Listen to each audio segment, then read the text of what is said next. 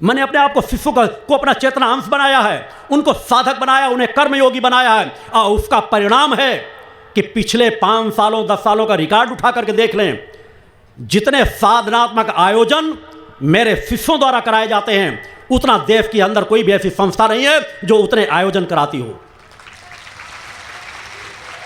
एक एक दिन में हजारों स्थानों पर दुर्गा चालीसा के 24 घंटे के अनुष्ठान कराए जाते हैं, 5 घंटे के अनुष्ठान कराए जाते हैं, मां की आरतियां कराई जाती हैं। दरवाजे दरवाजे जाकर हमारे कार्यकर्ता वहां चरित्रवान, मांस से मुक्त, नशे से मुक्त समाज के निर्माण करने में लगे हुए हैं। उस दिशा में कार्य किया जाता है।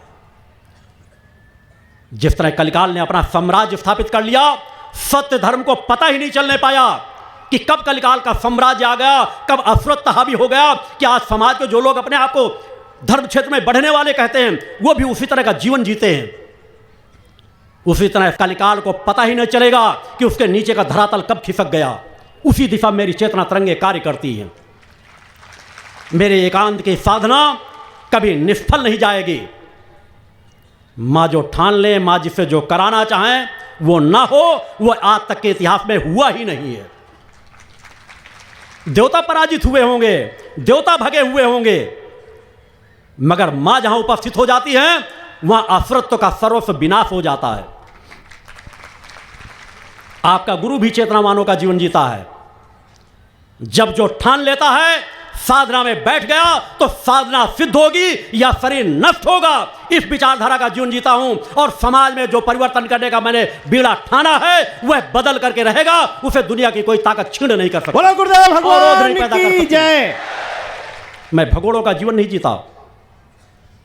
बड़े बड़े आंदोलन चलाने वाले लोग, यह कायरता है आज के योगाचार्यों पर, यह कायरता है आज के धर्म प्रमुखों पर।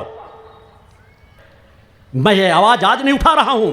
आज से 15 वर्षों पहले मैंने 15-20 संस्थाओं का लेखा जोखा समाज के सामने अपने सिरों में मैंने रखा था कि ये संस्थाएं ऐसी हैं जहां पर अनित अन्याय अधर्म हो रहा है। शासन प्रशासन संचा है तो अपने अनेकों चीजें इनकी लूपोले ला के मैं आप लोगों को दे सकता हूं, क्योंकि कभी ध्यान से देखी हुई बातें कभी गलत नहीं होती। और उन संस्थाओं में दर्जनों ऐसी संस्थाएं हैं जिनका भंडाफोड़ हो चुका है। एक दो नहीं, इस तरह मैंने दर्जनों संस्थाओं के नाम पते दिए थे कि जिनके यहां अय्याशी के अड्डे चलाए जाते हैं, जिनके द्वारा स्मगलिंग का कार्य किया जाता है, और फिर भी लोग उनको भगवान मानते हैं, कृष्ण का अवतार मानते हैं। सब अपने आप को राम और कृष्ण का अवतार मानते हैं। कहां गई हमारी ऋषियों मुनियों की परंपरा? सब भगवान बनना चाहते हैं, ऋषि साधक तपस्वी कोई नहीं बनना चाहता। इसलिए साधना तपस्या करने में उनकी नानी याद आ जाएगी। शरीर को तपाना इतना आसान नहीं है, मगर जो शरीर के तपाने में आनंद है वह आनंद किसी में नहीं है। आज इस तरह के हमारे धर्म प्रमुख हैं। आज समाज में अनास्था पैदा होती, कोई गलत नहीं होती है। आज मैं भी अगर अब जब गाड़ी से कहीं आ जा रहा होता हूं, अगर मेरी बच्चियां भी मेरी गाड़ी मेरे साथ बैठी रहती हैं तो मैं महसूस करता हूं कि देखने वालों की निगाहें कितनी दूषित है। मगर मैंने कहा ये समाज की अज्ञानता है, एक न एक दिन वो विचार दूर होंगे। मैं उसी विचारों को दूर कर जिस दिन आपके अंदर निर्मलता और पवित्रता है।